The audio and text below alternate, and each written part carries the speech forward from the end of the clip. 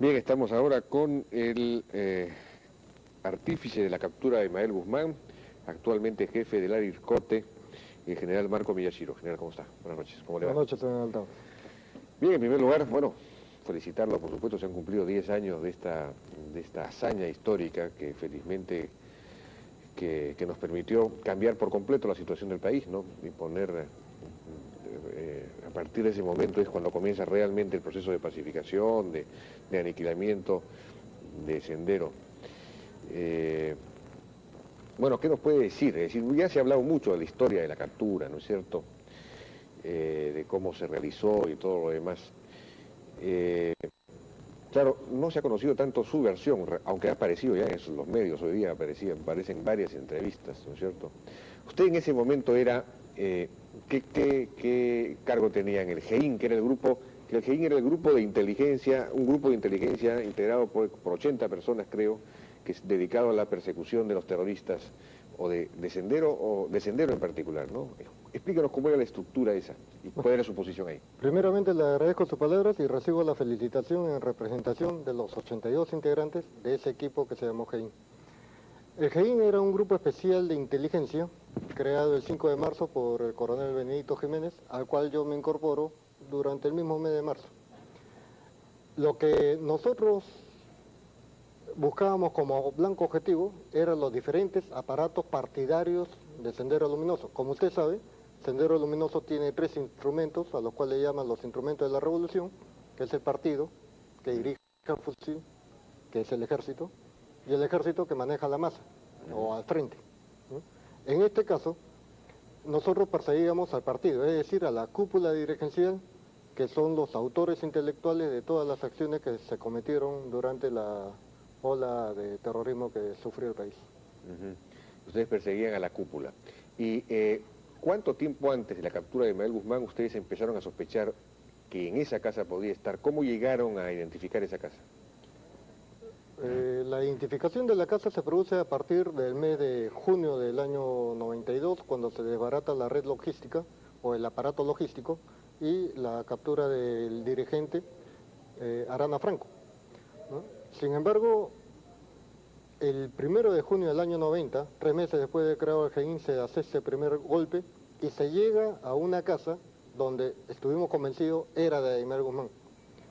Tiempo después se desbarata el aparato de propaganda en septiembre del 90 y en enero del 91 se incursionan otras casas y ahí aparece el video, ¿no? La aparición del video y las diferentes especies que encontramos en esta segunda casa ya nos confirmaba que Ismael estaba vivo, ¿no? Que la casa era de Ismael Guzmán y que inexplicablemente llegamos demasiado tarde. No lo encontramos a este Se personaje. escapó con la justa, digamos. No sabemos si con la justa o con algunos días antes. Sin embargo, la tercera operación contra una de las casas de Ismael ya la mantuvimos en absoluta reserva y se dio la orden del inicio de la operación y contrariamente a lo que había pasado antes cuando dábamos cuenta a las diferentes instancias, ahora sí se obtuvo el resultado positivo.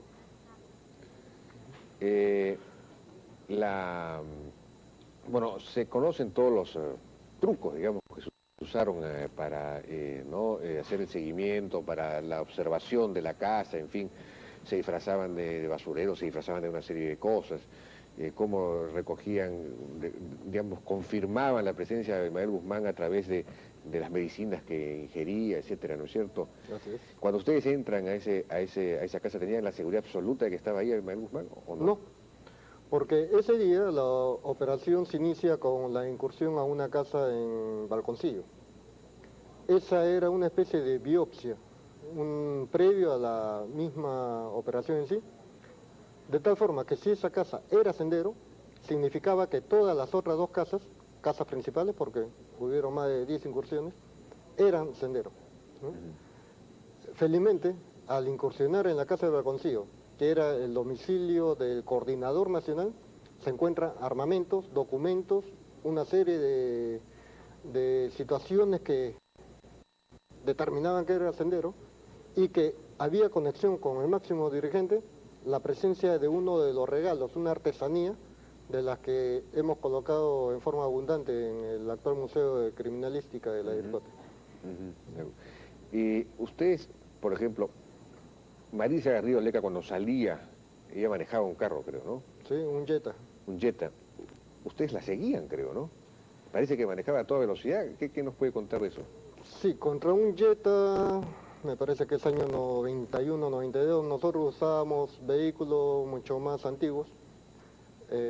En una persecución, cuando el blanco objetivo que se sigue es hostil, entonces hay que utilizar otros recursos, una vigilancia por postas, por ejemplo, y no es recomendable ir a la misma velocidad, porque esa persona disminuye la velocidad y uno ya lo tiene que sobrepasar. Claro. Consecuentemente, con todas esas medidas de seguridad que lo recomiendan cualquier manual de inteligencia, hacía muy difícil el seguir a ese vehículo, más aún cuando tenía la luna polarizada. Como una anécdota le cuento, por ejemplo, que queríamos saber cuando salía del garaje si había alguien oculto en el asiento posterior y nos conseguimos un visor nocturno. De acuerdo a la tecnología de esos momentos, nos dan un visor nocturno de absoluta oscuridad, de tal forma que cuando lo enfocamos hacia el vehículo y se encienden las luces de peligro y de retroceso, quema el sensor del visor nocturno y perdimos un equipo valioso, porque ese equipo es exclusivo para zonas desérticas, zonas de total oscuridad, ¿no? Y a pesar de que son luces rojas y una pequeña luz amarilla, que es la que se prende para el retroceso, esa pequeña luz quema nuestro visor. Una amarga experiencia, pero una lección que hay que estar de acuerdo al aparato a usar, ¿no? Bueno, pero ustedes contaron entonces con algunos recursos, por ejemplo, como para tener ese visor, tenían vehículos para hacer el seguimiento, tenían una cámara puesta, habían alquilado un departamento, ¿no? Delante de la casa, o muy cerca de la casa supuesta de Ismael Guzmán, con una cámara, ¿no? Que tenían, es decir, tenían algunos recursos. Sí, así es.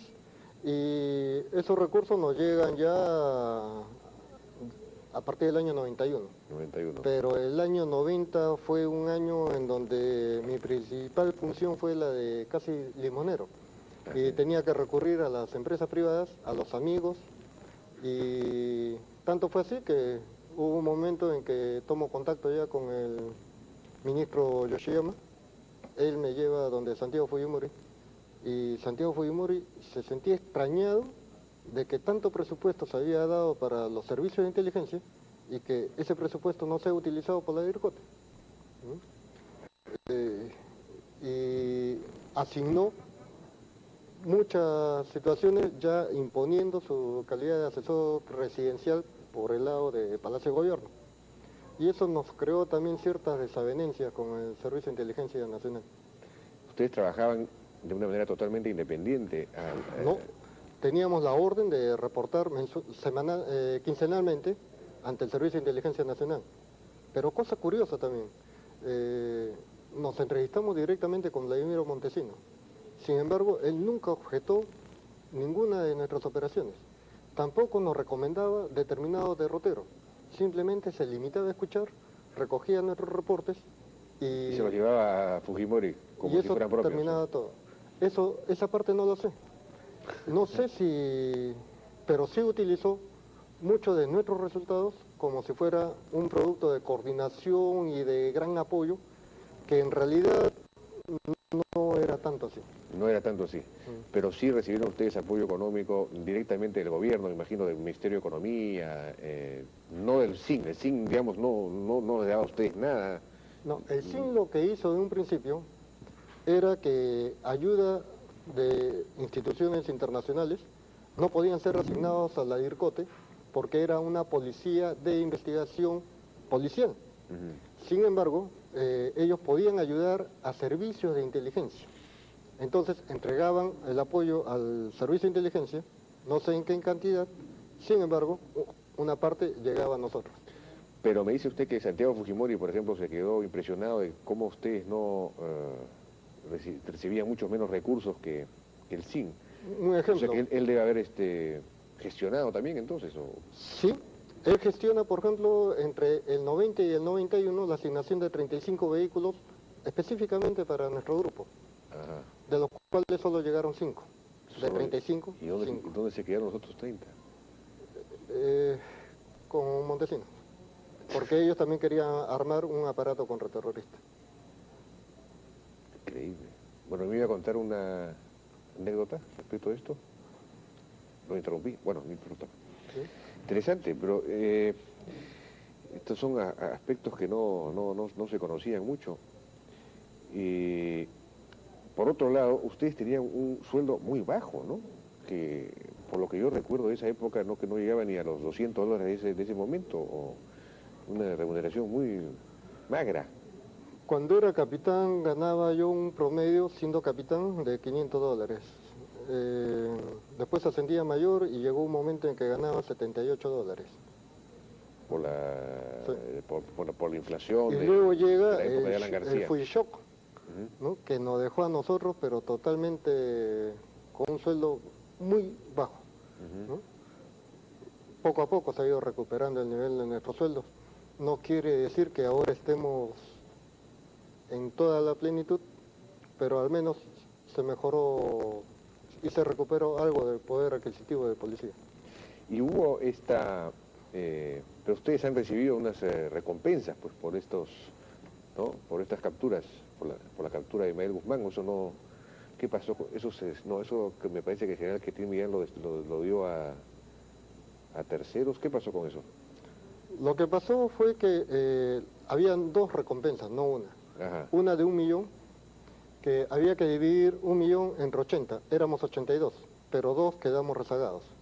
El que les habla y un suboficial que era el encargado de las filmaciones. Y dividir, parece que para la policía las divisiones son un poco difíciles. Dijeron 1 millón entre 80, mucho número, que le den $10.000 a cada uno. Y se hizo efectivo los $10.000 para cada uno de los 80 efectivos, Esos son 800.000. 800.000. ¿Y los otros 200.000? Bueno, yo era comandante en ese tiempo. Hay otro que debe responder cómo se debe repartir. Luego hubo otra recompensa de $500.000. Entonces los matemáticos de mi unidad decían, si por 1 millón te dan 10.000, por $500.000 te debe corresponder 5. Ya. Pero nos entregaron a ellos $3.500. Una matemática es un poco extraña, ¿no? Entonces habría que preguntarle, dice usted, a Quetín Vidal. Él era el comandante. No, yo soy un oficial en actividad y no quiero mencionar a ninguno de mis superiores de aquella época. Esa pregunta no se la contesto. Pero usted, claro, pero de todos modos todo ese dinero se quedó dentro de la DINCOTE, digamos. Tengo entendido que fue repartido entre los otros elementos de la DIRCOTE. Ah, ya, o sea que eran muchos, Oh, éramos 1.200 aproximadamente. 1.200. Ah, correcto. Bueno, me hizo usted sospechar una cosa rara en un momento dado. No. No. Bueno, pero bueno, no estuvo Esta es una entrevista de celebración y quisiera mantenerlo en ese nivel. en ese nivel.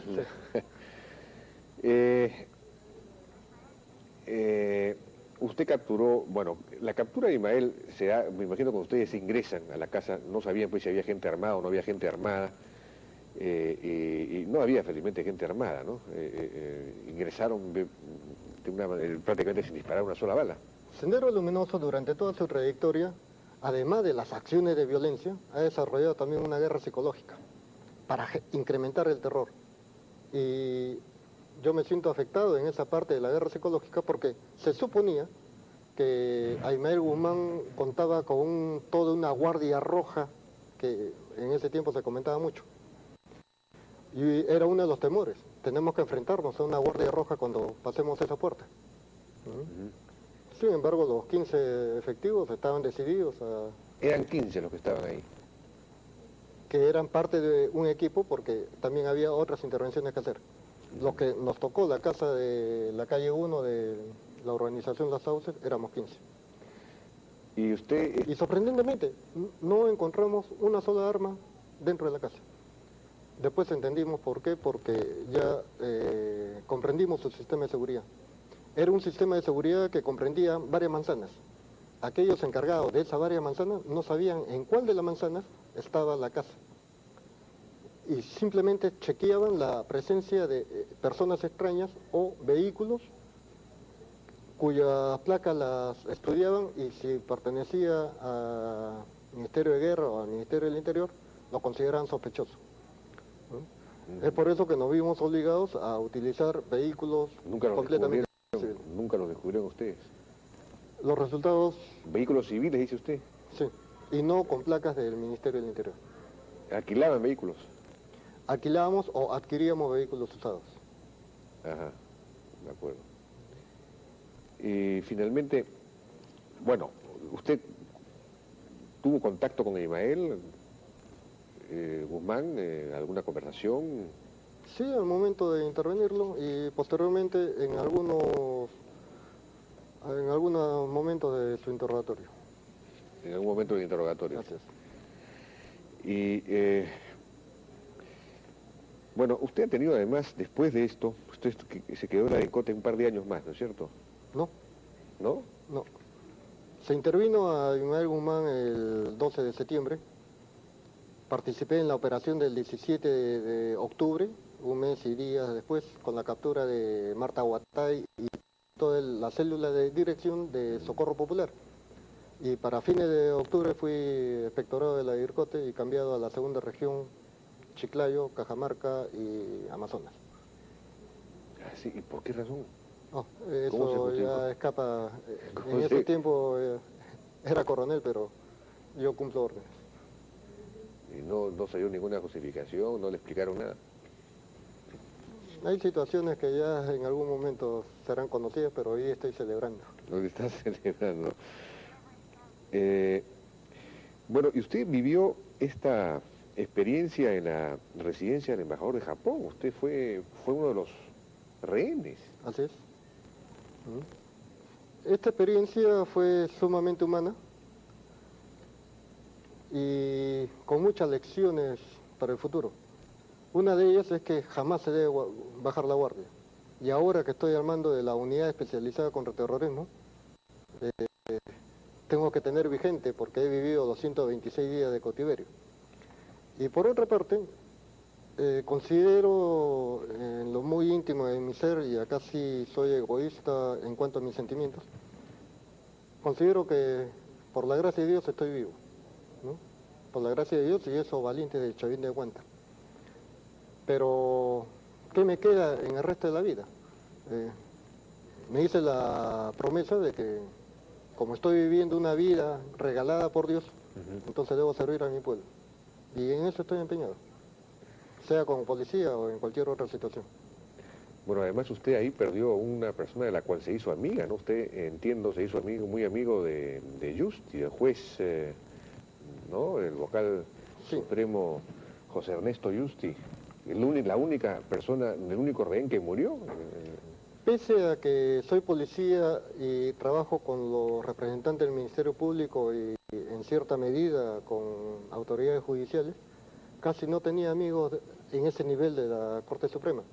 Sin embargo, con el doctor Carlos Yusti, en paz descanse, jefe de la OCMA en ese tiempo, integramos una comisión a la cual fui invitado por el doctor Adrián Revilla, que era la organización de la sección Perú de Transparencia Internacional. Como sabe, Transparencia Internacional trata de estudiar el fenómeno de la corrupción y ver la forma de superar esta problemática. Y teníamos una reunión el día 20 de diciembre. Fuimos tomados como rehén el 17. Entonces en esos días me decía, Marco, dile a lo del MRTA que tenemos que ir a la reunión porque esa situación de transparencia internacional no debe pararse, ¿no? Sin embargo, después veo con asombro que muere el amigo Carlos Yusti. Fui a su velorio, ¿no? Mejor dicho, quise ir a su velorio. Sin embargo, pese a que aparentemente me encontraba en calma, no pude ingresar a mirar, ni siquiera a despedirme de su féretro, porque entré un llanto desconsolado, ¿no? Y estuve llorando casi como media hora, ¿no? Y decía, qué injusta es la vida, ¿no? Sí, pues. Pero por algo será. Han habido otros heridos dentro de los rehenes, y con varios balazos, y con un solo impacto que recibe este caballero, fallece. ¿No? Sí. Por eso creo que hay la mano de Dios detrás de todo esto. Sí, pues. ¿Usted no llegó a conversar con con los MRTistas ahí en el... Sí conversaba con ellos. Y sobre todo con el árabe, que en horas de la tarde me decía, por favor, coronel, esta noche todo el servicio, desde una siestecita larga para intercambiar opiniones en la noche. Y él me había hecho un ofrecimiento. Me dice, mire, si esto termina bien en cuanto a una negociación, el día que nos vayamos yo le voy a entregar a usted un cuaderno con todas mis anotaciones, para que usted vea el comportamiento y el concepto que tenemos por parte del MRTA de algunos rehenes. Lastimosamente, cuando fuimos rescatados, no sé dónde habrá quedado ese cuaderno, pero supongo que tendrá unos datos muy interesantes. ¿Que ellos calificaban a los rehenes entonces? Sí, eso era una de las anécdotas que tenía con él. Incluso me tomo una especie de examen, me dice, no, si usted es cierto, como dicen los periódicos, que eres especialista del MRTA, yo cuando caigo. Entonces le respondo, tú debes estar en el tiempo de la cadena o la campaña de expropiaciones. Sí, pero yo no caigo ahí, me dice. Ya, entonces tú caes armando un coche bomba. Ahí es. Ya, estaba en duda entre esos dos. Pero se dio cuenta de que al menos era un estudioso de su organización. Pero entonces ellos sabían perfectamente que usted era un policía antiterrorista, que había estado en la DIRCOTE y que además era un especialista en el MRTA. ¿Eso no constituía un peligro para usted? En un principio, pero la primera noche, cuando el valiente sacerdote Julio Wish dice, yo soy sacerdote y acá voy a ser más útil y me quedo, ese momento me queda a mí impresionado y digo, si este señor se queda porque es cura, yo me quedo porque soy policía. Y al momento de identificarme, le entrego una credencial de la SUNAT, porque era funcionario del SUNAT, jefe de la Unidad Especial de Investigación Tributaria. Y sin haber pronunciado yo palabra, le digo, ellos me dicen, oye, anótate este que es de la SUNAT. Y yo le digo, ¿y también policía? Ah, y policía en retiro. Esa palabra en retiro no la pronuncié yo, pero ellos me dieron una cobertura. Y pasaba en los días siguientes como policía en retiro, hasta que alguien en la policía comunica que yo era el especialista del MRTA, salen en los diarios y ellos se enteran. Entonces me llaman a conversar aparte con el Estado Mayor. Y esa también fue una conversación interesante porque primero querían saber cómo es que nosotros llegamos a capturar a las cúpulas. Bueno, en el caso del MRTA le dije, es bien fácil. Si usted lee Cambio, que es el órgano oficioso del MRTA, y lee Voz Rebelde, se va a dar cuenta que entre ambos hay una conexión directa. Y le pongo como ejemplo la toma del puesto de la Guardia Civil de Eten, ocurrió el año 87, en donde en un lado sale que Pueblo en Marcha y la UDP han expulsado a unos traidores al partido, se referían a los hermanos Cusquén. Y en el otro lado aparece el nombre de los hermanos Cusquén como que se les ha hecho un juicio revolucionario, ¿no? En el Pasquín, Voz Rebelde o Venceremos en aquella época. Yo le digo, con estos datos me voy a Chiclayo y le pregunto a los familiares de los que ustedes han matado. Y toda persona tiene amigos dentro del MRTA y tiene amigos que no son del MRTA. Y los que no son del MRTA saben quiénes son. Y así fue como se desbarató esa célula del norte de ustedes. Oiga, ahí cometimos un error. Sí, pero usted no lo quiere reconocer. Entonces, me atrevo a decirle de frente a Serpa, ¿no? Señor Serpa, ¿me permite hacerle una pregunta porque usted me genera una duda terrible? Sí, digo usted. Mire, en el 87 cae Gálvez, en el 88 cae Cárdenas Schulte, cae Avellaneda Valdés, en el 89 cae Polay, ¿no?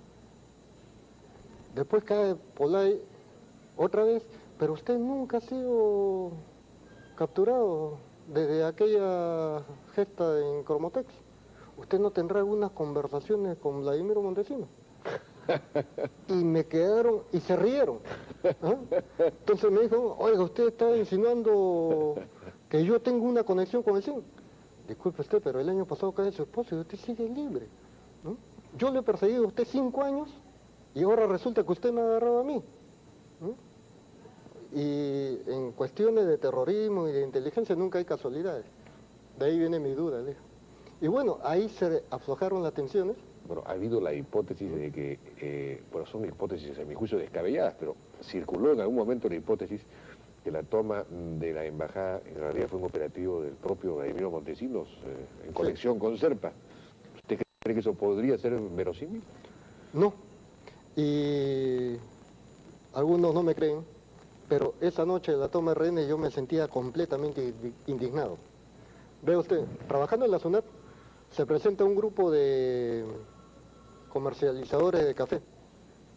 Como eran comercializadores de café, manejaba yo cuestiones de evasión tributaria, los recibo. Y una vez que llegan me dicen, señor, queremos hablarle de la presencia del MRTA en la zona de Chanchamayo, Xapampa, etc. Yo le digo, pero esto es la SUNAT, ¿no? Y acá investigamos delitos tributarios. Señor, mucha gente nos ha dicho que hablemos con usted y que usted sabrá qué hacer. Ajá. Y me pone en esa encrucijada y, bueno, uno nunca sale del sistema antiterrorista y los escucho. Le digo, permítame hacer una coordinación tanto a nivel del AIRCOTE como un servicio de inteligencia naval.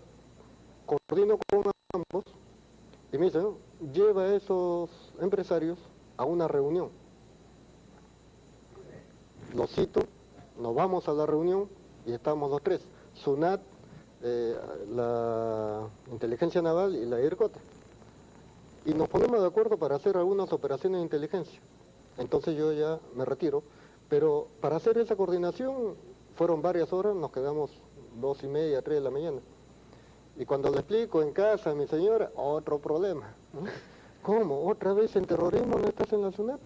Bueno, su esposa, usted ha contado eso de que su esposa creía que usted tenía una amante o algo parecido. No, eso también. Es mentira. Con el periodismo hay que tener mucho cuidado, felizmente esto está saliendo en directo. Es así. Pero lo que yo le contaba al periodista era que habían problemas de mi personal, que muchas de las esposas, aunque le estaba mirando a quién me refería, han tenido problemas porque creían que había una mujer de por medio. Y el periodista lo ha tomado como algo personal y eso también me ha generado otro problema. Por ejemplo, el día de hoy, quizás por una mala interpretación del periodista, me pone que tengo 4 hijos. Y mi señor escucha y dice, ¿y los otros 2 hijos dónde están? Que no los conozco. Y bueno, pasan estas cosas, ¿no? No quiero hacer aparecer a mi señora como un ogro.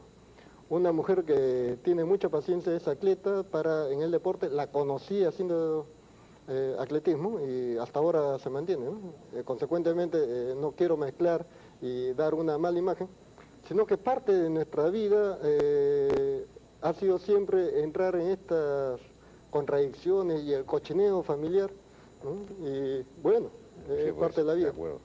Y otra de las cosas es que yo tengo estrellas, el año pasado fui coronel, tenía galones, ¿no? Pero eso se queda hasta la puerta de la casa, no. Más adentro ya soy el esposo, ¿no? Ahí la general decía. Ahora está de teniente general. Sí. Bueno, nos estaba contando qué pasó cuando usted estaba en la SUNAT. Sí. Ahí lo que ocurre es que esto ocurrió más o menos alrededor del mes de junio. Entonces han tenido junio, julio, agosto, septiembre, octubre para avanzar en estas operaciones de inteligencia. Y llega diciembre y caigo yo de rehén con gente que ha venido de esa zona. Eso fue motivo de que yo estuviera con un sentimiento de por qué no funciona el sistema. Cuando he salido he pedido explicaciones. En realidad no me preocupé durante estos meses de cómo iba avanzando porque ya entregué el caso a los organismos especializados. Y la explicación que me da es que se había dado cuenta a otras instituciones, sin embargo no hubo el apoyo adecuado en el momento oportuno. Y cuando se decidió ya operar, estaban fuera de tiempo. Usted estaba de agregado, me parece, no sé si en Buenos Aires o en Bolivia, creo. No, he sido agregado a la embajada de Bolivia. En el año 2000, cuando Fujimori lo llamó para que organizara un equipo para perseguir, para encontrar a Montesinos, ¿no es cierto? Oh, según sí. recuerdo. Sí, sí. Entonces, Eso fue el 2 de noviembre. El 2 de noviembre en Bolivia es feriado. Lógicamente, cuando son feriados nacionales, la embajada no labora, y me encontraba en mi domicilio, y alrededor de las 10 de la mañana recibo una llamada telefónica del señor ministro general de Enderas, y me dice: coronel, usted debe presentarse a las 13 horas en el aeropuerto militar de La Paz. Yo le contesto: mi general, ¿con quién debo entrevistarme en La Paz? ¿A quién voy a recibir? No, usted no recibe a nadie, a usted lo van a recoger. ¿Mm? Y para sorpresa mía, envía un avión exclusivo para retornarme a Lima. Cumpliendo las indicaciones, retorno a Lima y me presento al despacho ministerial.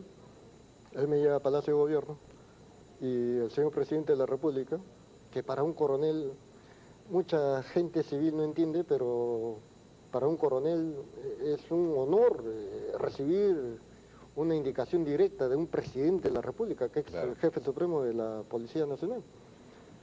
Y me encarga: oficial, forma usted un grupo de inteligencia y lo captura a Montesinos. Yo le planteo como una sugerencia, muy respetuosa por cierto, organizar este equipo para investigar a las organizaciones mafiosas, identificar a los componentes, capturarlos y aislarlos a Montesinos. Me dijo: un planteamiento es correcto, pero para mediano plazo. Yo lo quiero ahora. Y bueno, tiempo después me entero de que, por las versiones de los oficiales que lo acompañaron, que él se había fugado del país en el velero Carisma el 29 de octubre. Quiere decir que para la fecha que yo había llegado a Lima, él ya no se encontraba en el país.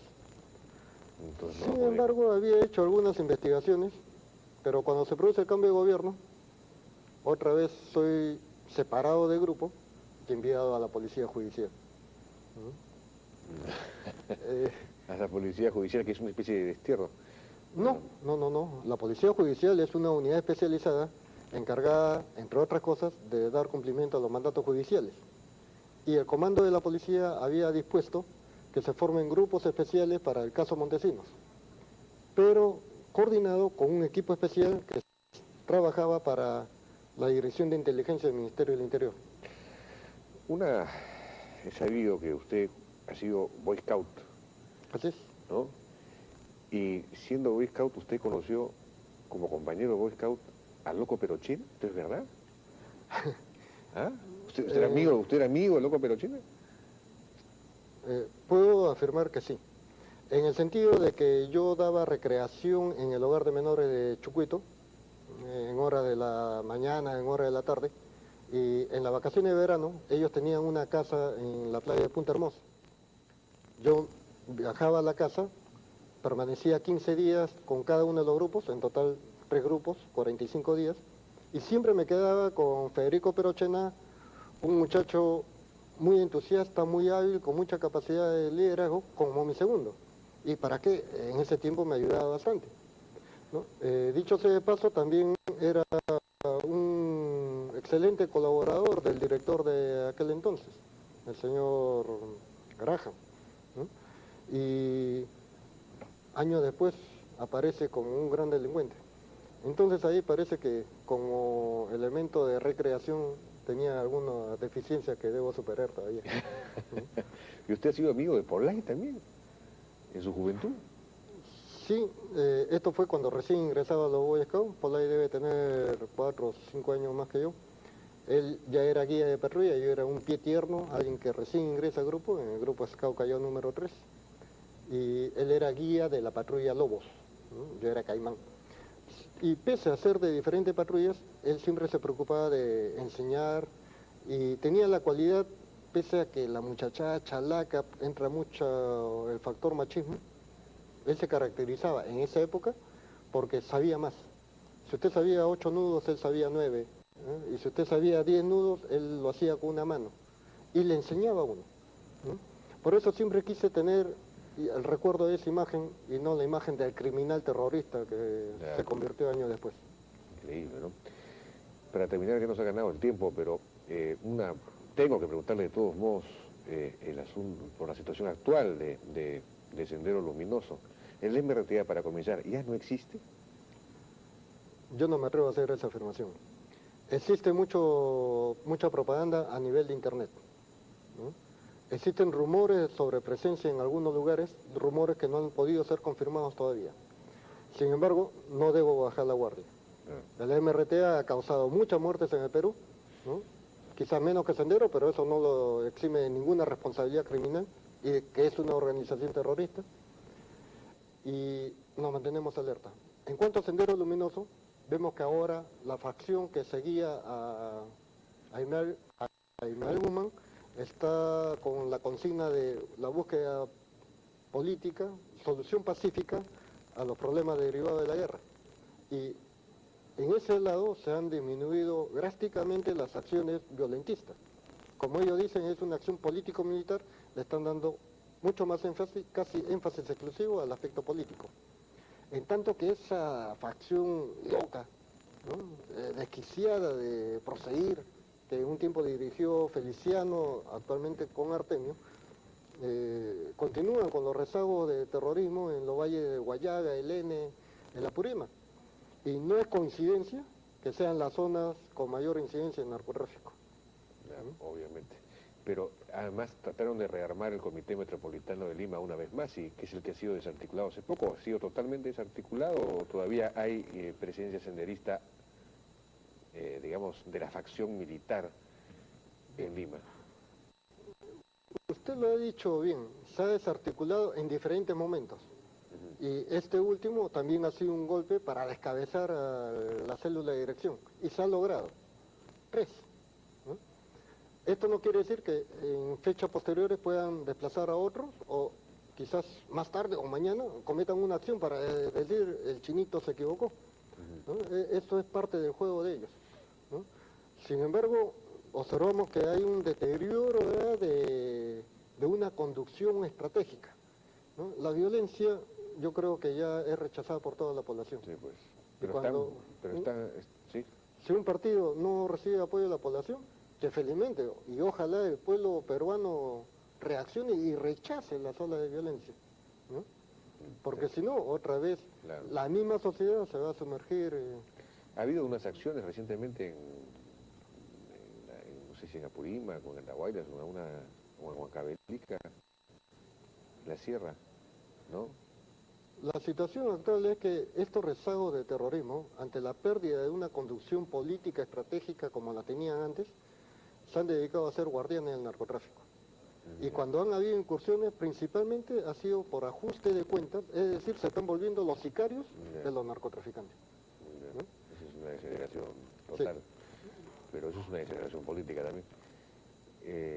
¿Y en las universidades, por ejemplo, están? Se han detectado en algunos casos algún tipo de presencia, pero sobre eso no quiero comentar porque forma parte de lo que es la esencia del trabajo. La esencia del trabajo.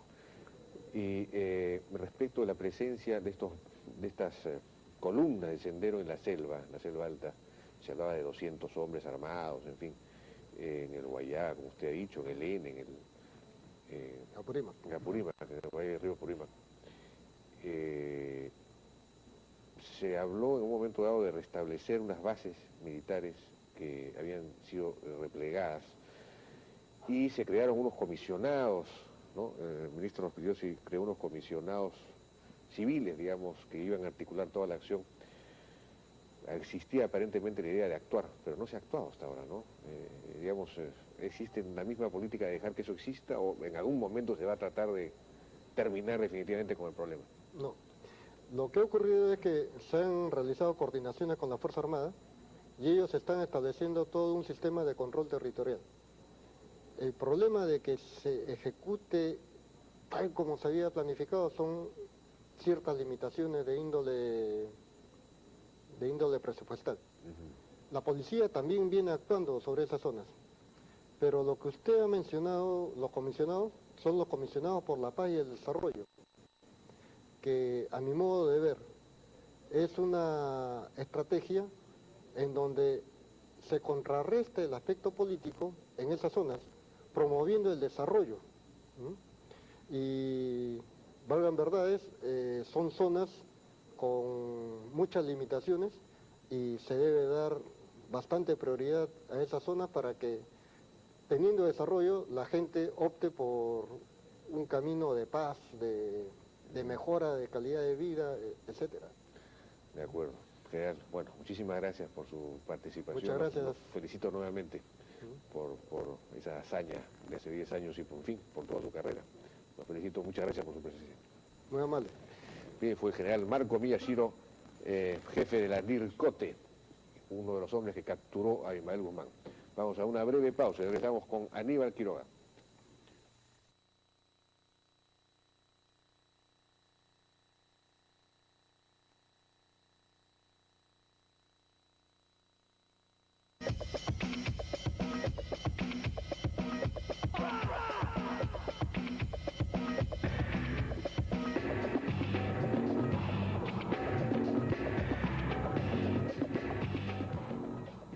Buenas noches amigos y bienvenidos a este programa especial de Canal N. Hace 10 años un puñado de policías logró lo imposible, capturar vivo al cabecilla de Sendero Luminoso Abimael Guzmán. Pocos minutos después de las 8 de la noche de aquel 12 de septiembre de 1992, el país conoció de la caída de quien hasta ese momento había puesto en jaque y por más de 10 años al Estado peruano. Encabezados por el ahora general Antonio Quetín Vidal, los policías integrantes del Grupo Especial de Inteligencia, GEIN, comandados por los entonces comandantes Marco Miyashiro y Benedicto Jiménez, intervinieron la casa ubicada en Los Sauces, a la que ellos llamaban El Castillo. Al cumplirse 10 años de un hecho que marcó nuestra historia, Canal N quiere rendir un homenaje a todos aquellos hombres y mujeres que desde cada uno de sus puestos participaron en esta histórica captura, mientras Fujimori pescaba en la selva y Montesinos se enteraba de la noticia a través de los medios de comunicación. La historia es conocida, pero lo que usted y nosotros no sabíamos era que Superman ayudó en la captura del siglo. Tenía un ojo de vidrio y llevaba una pistola en la pantorrilla. No le hablábamos de Christopher Reeves, sino de un agente de la CIA que colaboró con la DINCOTE en la captura de Guzmán.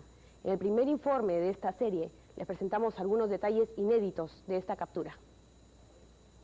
El periodista Gustavo Gorriti había tenido que salir del país 15 días antes del 12 de septiembre de 1992, pues era perseguido políticamente. Estaba en Washington y recuerda el impacto que causó la captura de Abimael Guzmán. Fue el momento en que el minuto venció a los años y en que el hecho venció a la tendencia. Como cuando se captura a la abeja reina y el panal entero entra en confusión y eventualmente colapsa, eso sucedió con Sendero. La noche del 12 de septiembre, Julio Becerra, alias Ardilla, fue el primero en entrar a la casa junto a su compañera Cecilia Garzón, alias Gaviota. Al entrar a la mano izquierda, me encontré con Guzmán sentado con Guzmán sentado en su escritorio, y al verme entrar se asustó bastante. Se levantó bastante temeroso, se paró, le digo, carajo, tú te mueves, yo te mato. Entonces él me dijo, está bien muchacho, me dijo, tranquilízate, está bien, ya perdí. Este otro agente del GEIN, que se resiste a quitarse los lentes de sol, lo llaman el ingeniero, y fue quien avisó a la base. ¿Cómo dio la voz de alerta cuando entraron a la casa? ¿Cómo fue eso? Bastante emocionado porque era un acontecimiento muy histórico, pero atiné a llamarlo a Coronel Jiménez, ¿no? ¿Y usted recibió la llamada? ¿Cómo fue? Muy emocionado porque él dijo, cayó el cachetón. Cayó el cachetón, fue lo que dijo. El cachetón, positivo. y vino un vaído y un mareo. ¿A usted le vino? Cuéntenos. Estaba en esta. Un poco a presión. La emoción era verlo porque ver a una persona así impresionante. Claro. Gorriti ha investigado a Sendero Luminoso y la captura de Abimael Guzmán ampliamente y asegura que la Central de Inteligencia Americana, CIA, cooperó con el GEIN. Superman fue el agente enviado. No pasó nada a lo Tom Clancy, ¿ok? No pusieron un satélite a mirar esto acá, no traje una supercomputadora, la supercomputadora la trajo después Portillo para la OMPE, años después, no hubo absolutamente nada de eso. Fue una ayuda modesta que sirvió sencillamente para que los diversos eslabones de la cadena de investigación no se rompieran. Dentro de las muchas cosas por las que la CIA tiene que responder, dentro de su historia por las que ha hecho daño, hay algunas cosas que ha hecho bien. Esta es una de las cosas, pocas quizá, que hizo realmente bien. Al conversar con los protagonistas de esta historia, les preguntamos por Superman, y ellos contestaron. Cuando se refieren a Superman, se refiere a un oficial enlace, ¿no? Y, ¿de la CIA? Sí, de la CIA. Pero el oficial enlace es el que observa cómo se trabaja, nos entrevista, obtiene qué es lo que necesitamos, y él es el que se encarga de viabilizar el apoyo. Precisamente el apelativo de Superman surge de nosotros, porque el tipo era un grandote. Sí, eso vimos agentes de película, ¿no? Cuando empezó el GEIN recibíamos capacitación de, por ejemplo, vigilancia, seguimiento, disfraces, o sea... ¿Y este agente Superman nos ayudó mucho en eso? Sí, nos apoyó bastante en la parte de capacitación, más que todo, sí. No puedo negar, la CIA sí apoyó sobre todo en el campo de la capacitación del personal, ¿no? Ellos que tienen experiencia en el tema de la inteligencia operativa nos ayudaron mucho a preparar, a capacitar al personal, porque ese fue, si usted quiere, el lado flaco de la lucha contra el terrorismo. Estos documentos inéditos de puño y letra del propio Abimael Guzmán son de noviembre de 1979. Recogen datos de la primera reunión nacional de dirigentes de Sendero Luminoso. Aún no se había iniciado la lucha armada y Feliciano, con quien después surgieron desavenencias, fue el primero en hablar durante el debate. Guzmán tomaba notas en estas hojas. En ellas se lee que Feliciano había felicitado al partido por haber decidido finalmente en quién recaía la jefatura. Obviamente, era en Guzmán. La camarada Elena mencionada en estas páginas es Elena Durán Araujo, supuestamente muerta en 1982 en Ayacucho.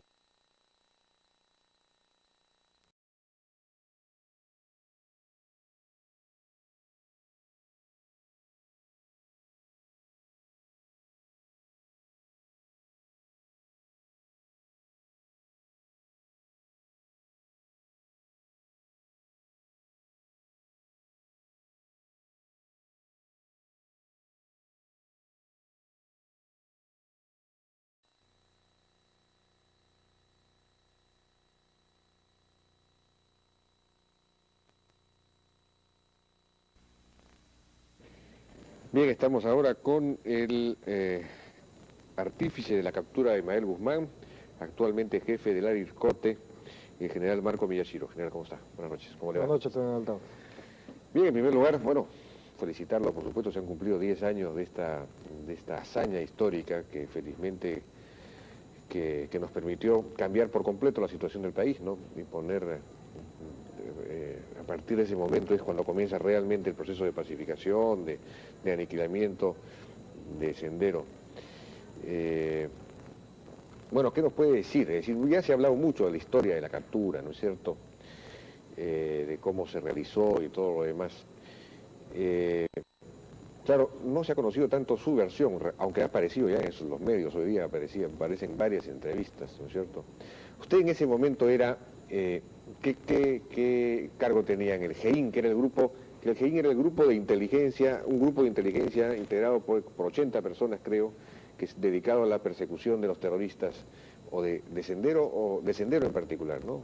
Explícanos cómo era la estructura esa y cuál era su posición ahí. Primeramente le agradezco sus palabras y recibo la felicitación en representación de los 82 integrantes de ese equipo que se llamó GEIN. El GEIN era un grupo especial de inteligencia creado el 5 de marzo por el coronel Benedito Jiménez, al cual yo me incorporo durante el mismo mes de marzo.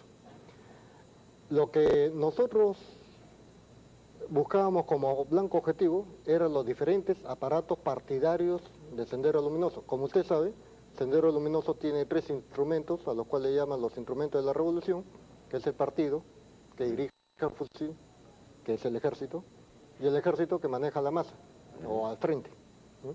En este caso, nosotros perseguíamos al partido, es decir, a la cúpula dirigencial, que son los autores intelectuales de todas las acciones que se cometieron durante la ola de terrorismo que sufrió el país.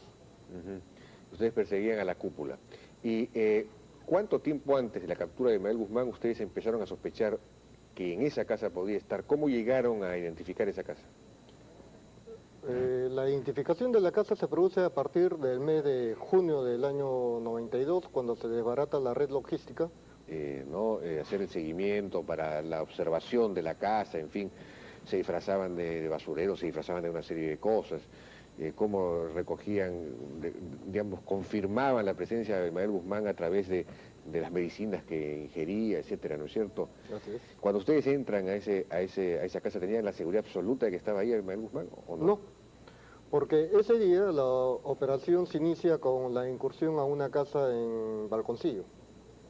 Esa era una especie de biopsia, un previo a la misma operación en sí, de tal forma que si esa casa era Sendero, significaba que todas las otras 2 casas principales, porque hubieron más de 10 incursiones, eran Sendero, ¿no? Felizmente, al incursionar en la casa de Balconcillo, que era el domicilio del coordinador nacional, se encuentran armamentos, documentos, una serie de situaciones que determinaban que era Sendero y que había conexión con el máximo dirigente, la presencia de uno de los regalos, una artesanía de las que hemos colocado en forma abundante en el actual Museo de Criminalística de la DIRCOTE. Y ustedes, por ejemplo, Marisa Garrido Leca cuando salía, ella manejaba un carro, creo, ¿no? Sí, un Jetta. Un Jetta. Ustedes la seguían, creo, ¿no? Parece que manejaba a toda velocidad. ¿Qué nos puede contar de eso? Sí, contra un Jetta, me parece que es año 91, 92, nosotros usábamos vehículos mucho más antiguos. En una persecución, cuando el blanco objetivo que se sigue es hostil, entonces hay que utilizar otros recursos, una vigilancia por postas, por ejemplo, y no es recomendable ir a la misma velocidad, porque esa persona disminuye la velocidad y uno ya lo tiene que sobrepasar. Claro. Consecuentemente, con todas esas medidas de seguridad que lo recomiendan cualquier manual de inteligencia, hacía muy difícil el seguir a ese vehículo, más aún cuando tenía la luna polarizada. Como una anécdota le cuento, por ejemplo, que queríamos saber cuando salía del garaje si había alguien oculto en el asiento posterior y nos conseguimos un visor nocturno. De acuerdo a la tecnología de esos momentos, nos dan un visor nocturno de absoluta oscuridad, de tal forma que cuando lo enfocamos hacia el vehículo y se encienden las luces de peligro y de retroceso, quema el sensor del visor nocturno y perdimos un equipo valioso, porque ese equipo es exclusivo para zonas desérticas, zonas de total oscuridad, ¿no? Y a pesar de que son luces rojas y una pequeña luz amarilla, que es la que se prende para el retroceso, o el aparato logístico, y la captura del dirigente Arana Franco, ¿no? Sin embargo, el 1 de junio del año 90, 3 meses después de crear el GEIN, se hace ese primer golpe y se llega a una casa donde estuvimos convencidos era de Ismael Guzmán. Tiempo después se desbarata el aparato de propaganda en septiembre del 90 y en enero del 91 se incursionan otras casas y ahí aparece el video, ¿no? La aparición del video y las diferentes especies que encontramos en esta segunda casa ya nos confirmaba que Ismael estaba vivo, ¿no? Que la casa era de Ismael Guzmán y que inexplicablemente llegamos demasiado tarde. No lo encontramos a este Se personaje. escapó con las justas, digamos. No sabemos si con la justa o con algunos días antes. Sin embargo, la tercera operación contra una de las casas de Ismael ya la mantuvimos en absoluta reserva y se dio la orden del inicio de la operación y contrariamente a lo que había pasado antes cuando dábamos cuenta a las diferentes instancias, ahora sí se obtuvo el resultado positivo.